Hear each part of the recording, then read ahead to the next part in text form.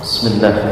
Assalamualaikum warahmatullahi wabarakatuh. Dan pada kesempatan malam hari ini kita akan melanjutkan pembahasan yaitu surah Al-Masad. Kemarin kita sudah membahas ayat yang pertama dari surah Al-Masad atau surah Al-Lahab. Kita akan uraikan di sini ayat yang kedua. Di sini ayat yang kedua, perhatikan dari segi hukum ilmu tajwid. Di sini ada ma dibaca panjang. Ini tandanya ada benderanya, ya. Ma. Ya. Ini dinamakan dengan mad jaiz munfasil. Apabila ada mad tabi'i kemudian bertemu dengan hamzah, tidak dalam satu kata. Mad jaiz munfasil atau na mad tabi'i dibaca dua harakat. Anhu nun sukun bertemu dengan ha, ini bacaan izharul halqi, dibaca dengan jelas. Anhu ma mad tabi'i. Luhu nihu bukan mad tabi'i, akan tetapi mad sirah sughra atau mad siratul qasirah. Wa ma mad tabi'i kasab qalqalatul kubra. Qalqalah kubra yaitu bacaan dipantulkan, ya, ketika huruf-huruf qalqalah yang berjumlah 5. Di sini ada huruf ba, jim, dal, ta dan qaf. Maka membacanya dipantulkan, ya. Kasab, kasab, tidak boleh dibaca kasab, tapi dipantulkan. Taib, satu ayat, ya, yang akan kita pelajari terlebih dahulu di sini di surah Al-Masad atau surah Al-Lahab, ayat yang kedua. Allah Subhanahu wa taala berfirman di sini, ma aghna anhu maluhu wa ma kasab.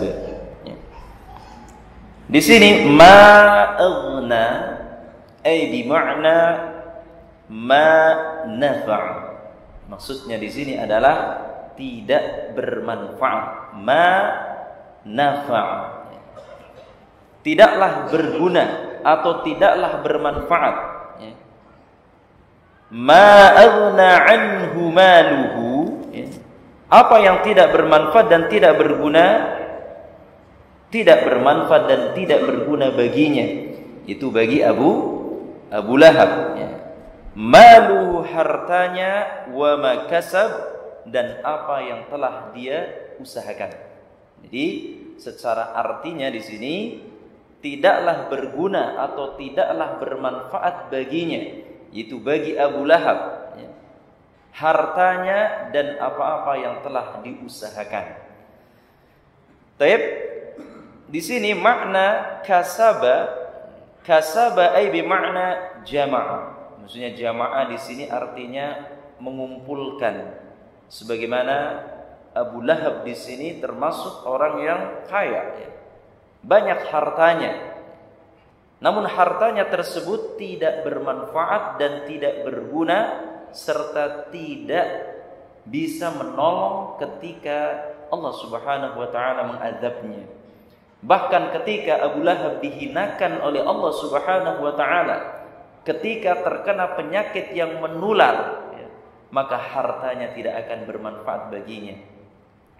Ayo ikhwah azani Allah wa iyyakum. Di sini maksud dari ma aghna, ya, ma aghna anhu maluhu wa ma kasab, yaitu apa yang telah diusahakan. Di antaranya tidak hanya sebatas harta saja, ya. Kemarin kita sudah membahas ayat yang pertama, bahwasanya Abu Lahab di sini akan diazab oleh Allah Subhanahu wa taala, dan Abu Lahab di sini termasuk paman Rasulullah sallallahu alaihi wasallam yang membenci dakwah Rasulullah sallallahu alaihi wasallam. Maka di sini Abu Lahab memiliki anak-anaknya pun tidak bermanfaat baginya. Harta yang diusahakan, harta yang dikumpulkan tidak akan bermanfaat bagi Abu Lahab. Oleh karena itu, ya ikhwazani Allah wa iyyakum, anak termasuk di sini adalah sesuatu yang diusahakan oleh orang tuanya. Oleh karena itu, apabila seorang orang tua di sini meminta atau mengambil harta anaknya, itu pun tidak mengapa, tentunya dengan izin, dengan izin. Apabila mungkin orang tuanya di sini meminta atau mengambil harta anaknya, maka tidak mengapa. Kenapa? Karena anak di sini adalah merupakan hasil usaha dari orang tua. Akan tetapi harus izin terlebih dahulu kalau bisa. Di sini Nabi Shallallahu Alaihi Wasallam bersabda, Inna atyaba ma akaltum min kasbikum wa inna auladakum min kasbikum. Sesungguhnya sebaik-baik yang kalian makan adalah hasil usaha kalian, dan sesungguhnya anak-anak kalian adalah dari hasil usaha kalian. Maka menunjukkan bahwasanya kasab di sini adalah segala sesuatu yang diusahakannya, termasuk anak-anak dari Abu Lahab. Ayo ikhwazani Allah wa iyyakum. Bahkan Abu Lahab di sini pernah berkata, "In kana ma yaqulu ibnu akhi haqqan, fa inni afdi taqsi bimali wa waladi." In kana ma yaqulu ibnu akhi haqqan, fa inni afdi nafsi bimali wa waladi. Seandainya yang dikatakan keponakanku, itu Nabi sallallahu alaihi wasallam, karena keponakan atau Rasulullah sallallahu alaihi wasallam di sini keponakannya Abu Lahab. Seandainya yang dikatakan keponakanku, yaitu Nabi sallallahu alaihi wasallam, itu benar, bahwasanya kita masuk ke dalam api neraka, ini kata Abu Lahab, maka aku akan menebusnya dengan harta dan anak-anakku, kata Abu Lahab di sini. Seandainya apa yang dikatakan keponakanku, yaitu Nabi Shallallahu Alaihi Wasallam, benar, maka aku akan menebus dengan harta-hartaku dan juga anak-anakku. Ini Abu Lahab, Maka ya ikhwazani Allah wa iyyakum, ini juga termasuk asbabun nuzul, ayat ini. Maka turunlah ayat ini.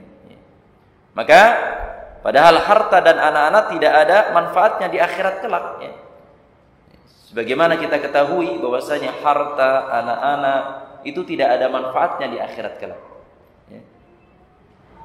Begitu pula dengan keluarga, jabatan, pangkat, kedudukan, penghormatan, maka tidak akan bermanfaat di yaumil qiyamah nanti, di akhirat kelak. Yauma la yanfa'u malun wala banun illa man atallaha biqalbin salim. Itu suatu hari yang tidak bermanfaat harta dan anak-anak kecuali orang-orang yang datang menemui Allah dengan hati yang selamat, hati yang salim, hati yang berisi ketakwaan kepada Allah Subhanahu wa taala. Jadi saking sombongnya di sini Abu Lahab mengatakan bahwasanya hartanya, anak-anaknya akan menjadi tebusan, maka tidak akan bermanfaat di sini.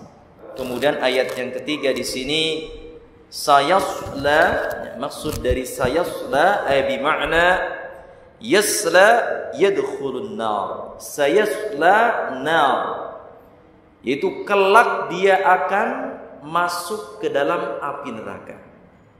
Yasla yadkhulun nar, sayasla yadkhulun nar, kelak dia akan dilemparkan ke dalam api neraka. Kemudian di sini dzata lahab, Dzata lahab ay bimakna narun mushta'ilatun mauqadatun. Maksudnya di sini adalah api yang bergejolak, api yang menyala-nyala. Jadi maksud dari sayasla naran dzata lahab, kelak Abu Lahab, Abu Lahab beserta dengan keluarganya, maka akan masuk ke dalam api neraka yang bergejolak atau yang menyala-nyala.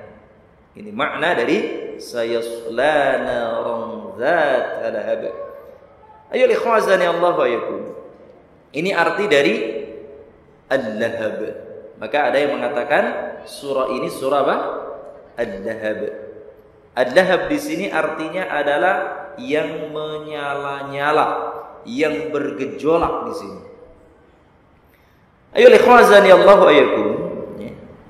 Abu Lahab di sini bergerak dengan Abu Lahab dan kelak akan dimasukkan oleh Allah Subhanahu wa taala ke dalam api yang menyala-nyala.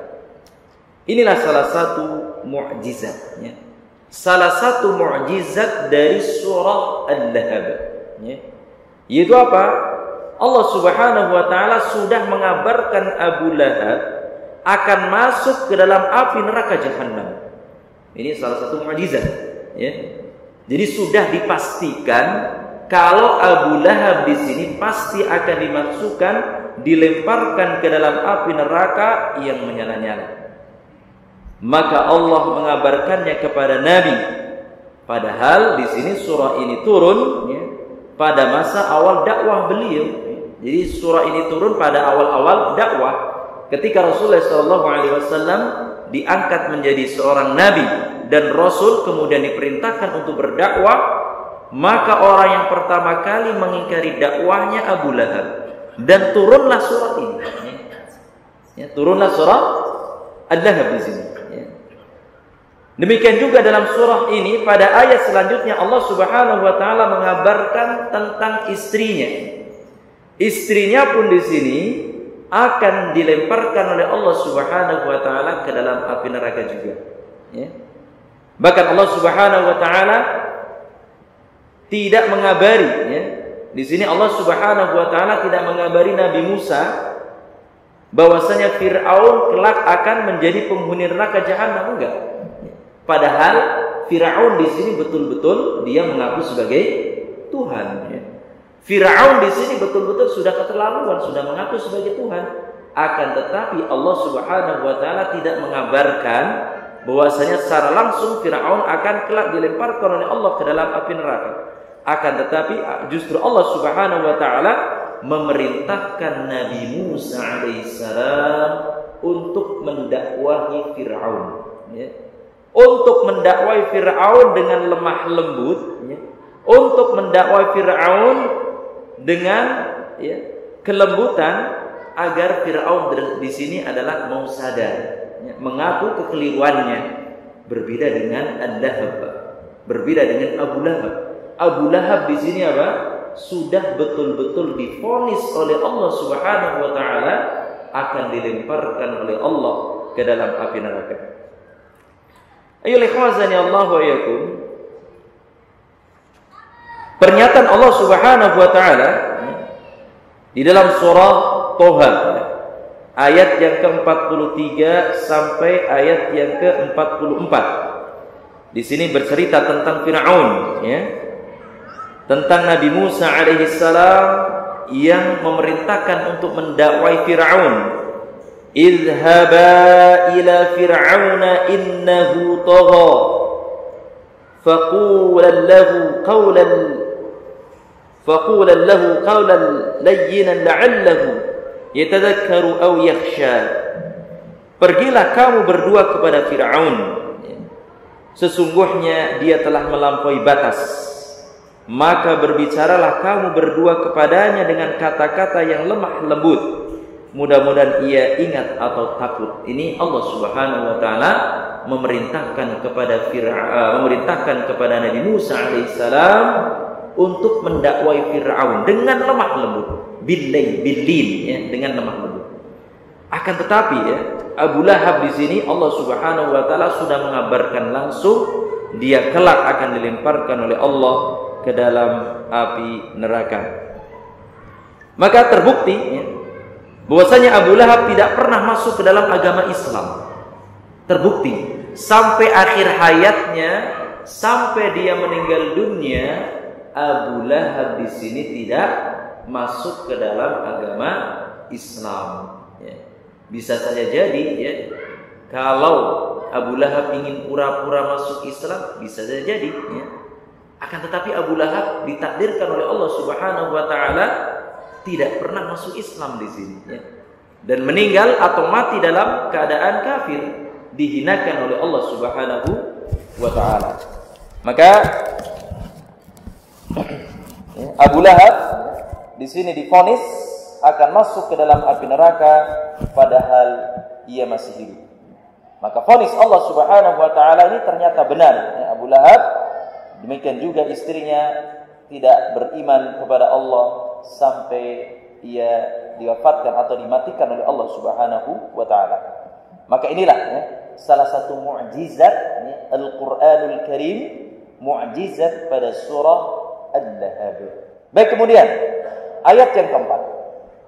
Wa imra'atuhu, dan kelak istrinya atau begitu pula istrinya, hammalatal hatab ya. Hammalata bi makna hamala yahmilu, ay tahmilu. Maksudnya adalah istrinya yang senantiasa membawa ya. Membawa apa? Al-hatab. Al-hatab bi makna asy-syajarul yabis. Maksudnya asy-syajarul yabis di sini yaitu suka membawa kayu yang sudah kering. Yabis.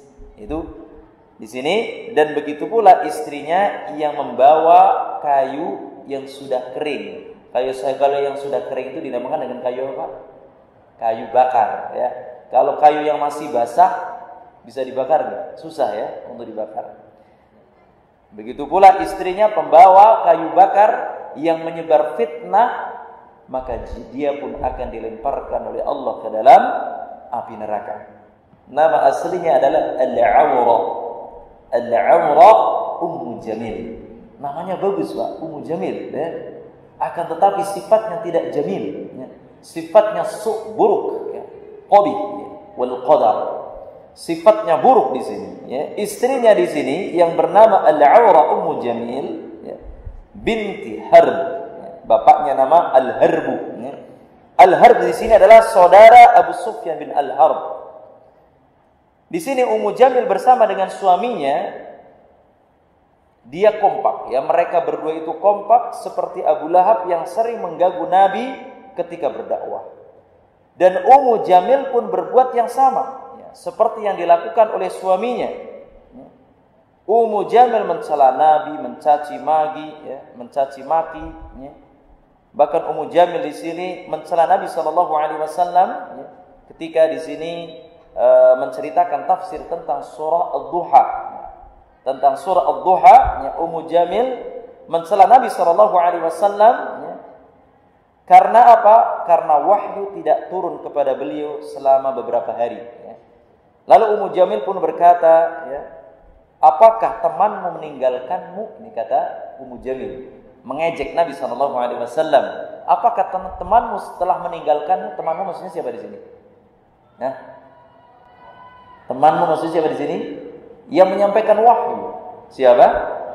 Malaikat Jibril alaihissalam. Ya. Apakah temanmu sudah meninggalkanmu? Ya. Wahai Muhammad, sudah berapa hari tidak nampak, tidak terlihat, tidak kelihatan di sini. Baik. Maka ini sindiran bagi Rasulullah SAW. Ya. Kemudian yang kelima, fi jidha hablum min masad. Ya. Dan Ummu Jamil di lehernya ada tali dari sabut yang dipintal ya. Sebagai ahli mengatakan maksud dari masad adalah sabut atau semacam tubuhan yang dibuat berbentuk kalung ya. Ada pula yang mengatakan bahwasanya maksud dari dikalungkan di lehernya di sini adalah besi ya. Intinya Allah Subhanahu wa taala mengalungkan Ummu Jamil dengan kalung yang terbuat dari besi yang dilingkarkan oleh Allah Subhanahu wa taala, terbuat dari api neraka nanti ya. Terbuat dari api neraka jahanam, ya. Baik. Maka makna dari kelak istrinya di sini, di lehernya ada tali dari sabut yang dipintal. Maksud dari itu adalah Allah Subhanahu wa taala akan mengalungkan ke dalam ke lehernya Ummu Jamil berupa besi yang terbuat dari api neraka. Dan memang Ummu Jamil di sini ketika mengumpulkan kayu bakar di sini biasanya talikan dileherkan dililit di mana, Pak? Di leher. Kalau yang biasa suka ke hutan, ya, mencari kayu bakar, biasanya di sini bikin tali, kemudian talinya itu dililit di sini, Pak. Nah, ini kalau anak dulu itu seperti itu, Pak. Ketika di kampung, waktu kecil ya, waktu SD itu, ketika mencari kayu bakar di hutan, itu seperti itu. Itulah yang akan dililitkan oleh Allah Subhanahu wa taala ke lehernya Ummu Jamil yang terbuat dari besi, yang terbuat dari api neraka. Maka Ummu Jamil pun di sini, ya, akan dilemparkan oleh Allah Subhanahu wa taala beserta dengan suaminya Abu Lahab dan juga anaknya yang bernama Utaibah. Maka oleh khazani Allah yakun, kita hendaknya berlindung kepada Allah Subhanahu wa taala dari api neraka dan jangan sampai kita memusuhi dakwah Islam, ya, seperti halnya Abu Lahab. Na'udzubillah, nas'alullah wassalama wal afiyah. Assalamualaikum warahmatullahi wabarakatuh.